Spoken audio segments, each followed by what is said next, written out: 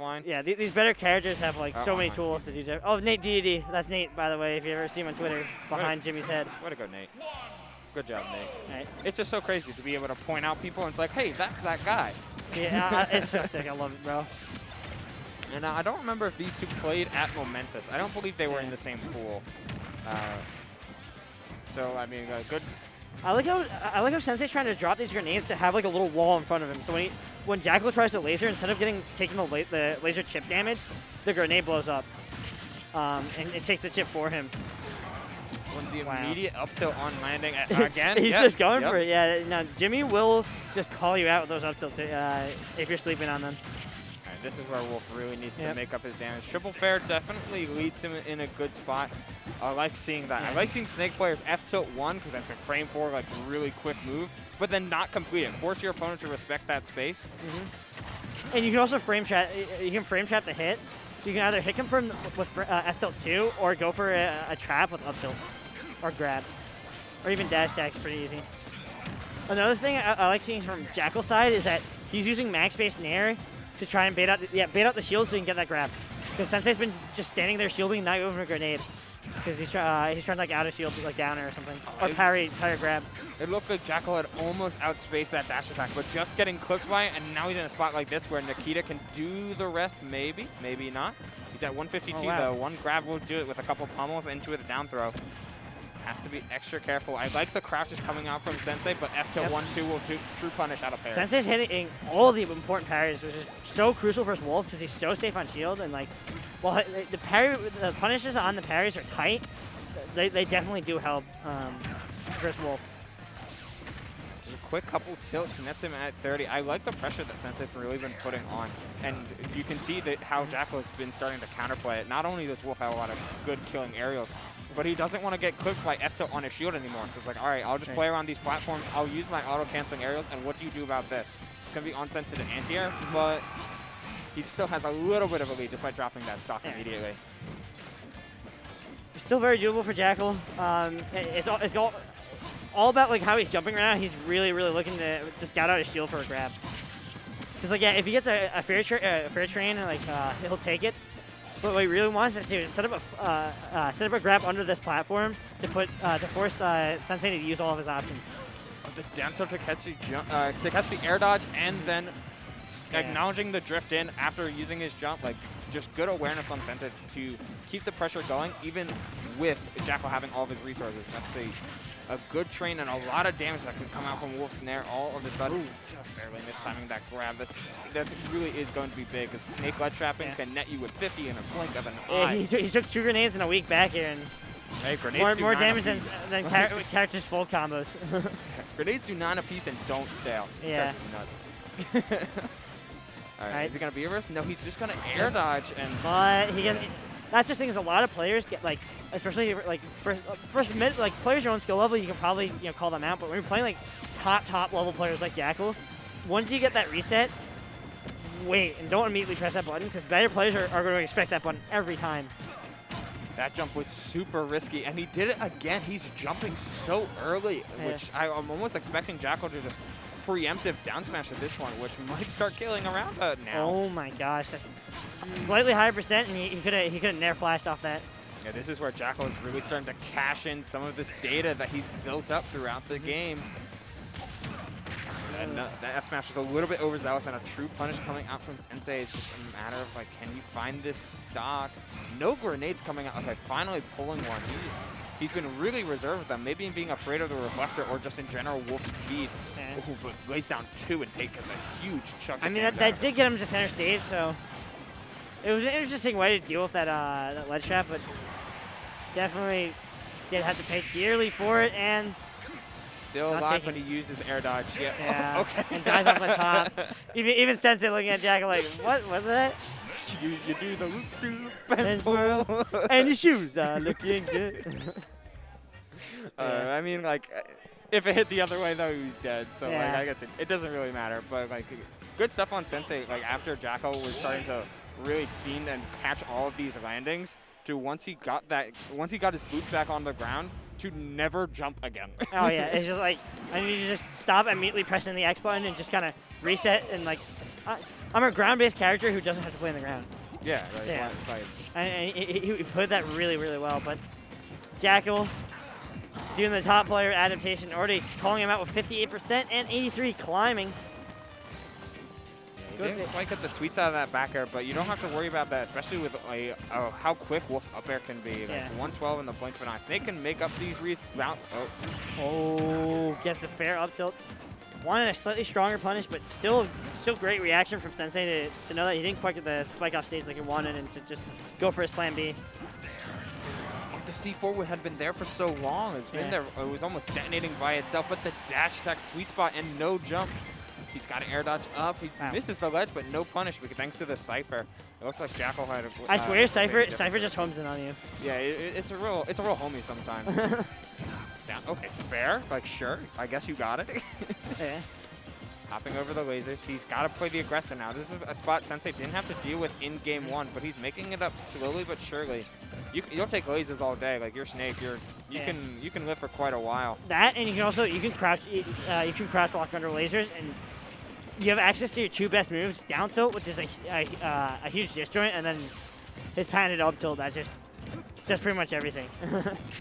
Jakal, yeah, seeing the F tilt 1-2 gets a pretty solid up throw combo into double fair. Now you can play patient. Now you can look for grabs. Like, a laser in this spot is so much better than it was like on an even stock scenario. And with Wolf's incredible initial dash, you can mix up between dash attack and dash grab and still get massive punishes like this out of it. And he oh my gosh, catches the attempt at forward tilt, but like Jakal right now has been playing so well in these advantage states because he knows that like Sensei doesn't want to overcommit with a B reverse, so he's just waiting for the grenade pull. Because interesting fact about grenade pull is when you first get it out. Also, interesting fact about this game is Jimmy got free stocked. Yeah, that was quite the quite the edge guard. Sorry to blow up what you were talking about, but like holy shit, like. Okay, for starters, getting conditioned out of a neutral getup, out of neutral getup shield can take a little bit and can take a lot of grabbing or a lot of just immediate instant pressure. So the fact that Jakal had set up a pretty prime scenario to land a landing fair, which combos into almost all of Wolf's kit, beautiful. Yeah, but the thing about Snake's grenade is when he first pulls it, it spawns inside of him. So until he gets it behind him, you can actually hit Snake, and you won't blow up the grenade. It's really reliable disjoint. Right. That's why we're seeing a lot of times like Sensei kept trying to grenade out at disadvantage, and he was still getting hit for it. But now we see the switch to small battlefield. You still like the biplats. I mean, most characters do.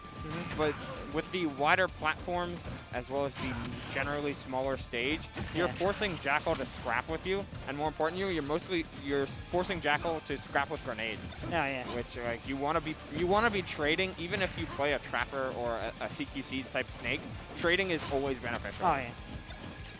He's one of the heaviest characters and has the best trading tool, like, known to smash.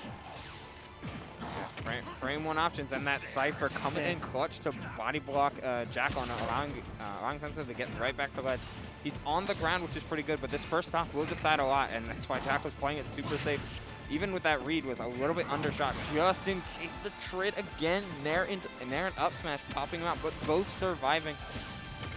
Laser height. Yeah.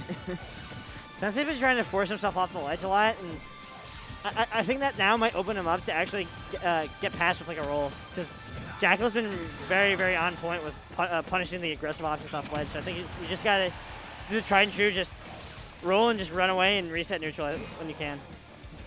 Yep. Oh, the roll. There we go. But he gets Jakal a little bit slipping with that overshot, like kind of expecting him just to hold shield there. And now we're back at neutral.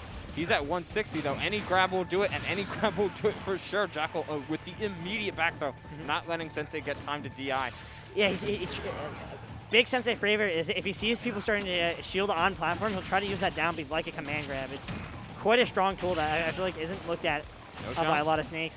Yep, the 8% Cypher armor. That was sour spot there, so it's 8 or 11, but it didn't quite poke past the passive armor. Yeah, either way, I believe Cypher takes 13 to destroy. Oh, no, I think it's like 11 or 13 on the actual Cypher. Okay. That was very, very close to a fantastic trade for Sensei, but he, I mean, Jakal escapes with his life and still manages to hold on to this lead. That jump was risky. He is and playing with fire. Yeah, these early jumps are going to get him blown up if he's not careful. But as long as he keeps surviving, then Sensei can put on a ton of Misses damage. the confirm, that's huge, but also Jakal missing his confirm. Both players kind of spaghetti. Very fortunate for Sensei. Immediate crouch out of danger.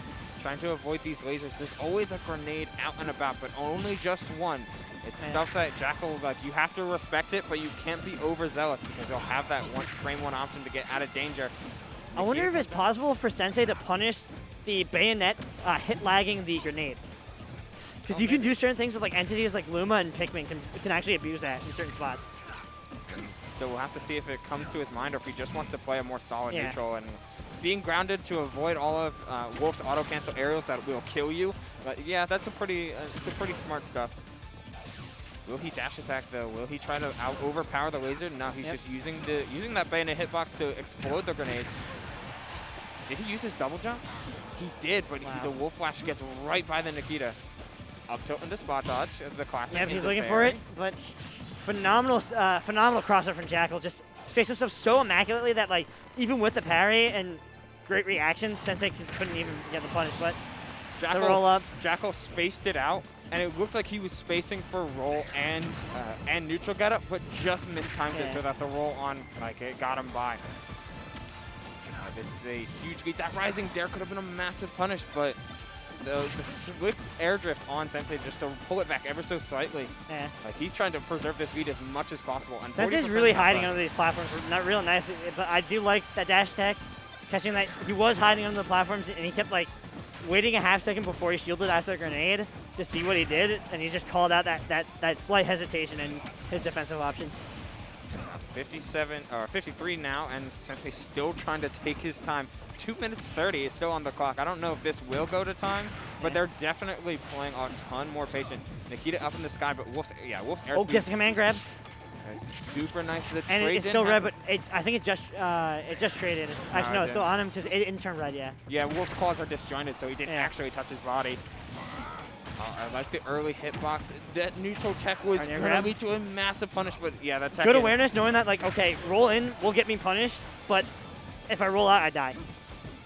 It looks like he's really trying to find this read, but good spacing on Jakal's part to just stay right out of danger, but still within Wolf Elf tilt range. You have to make Sensei respect. It's all about that risk management here, because you have a lead to play with, and like taking calculated trades is the name of the game right here. But that's a true.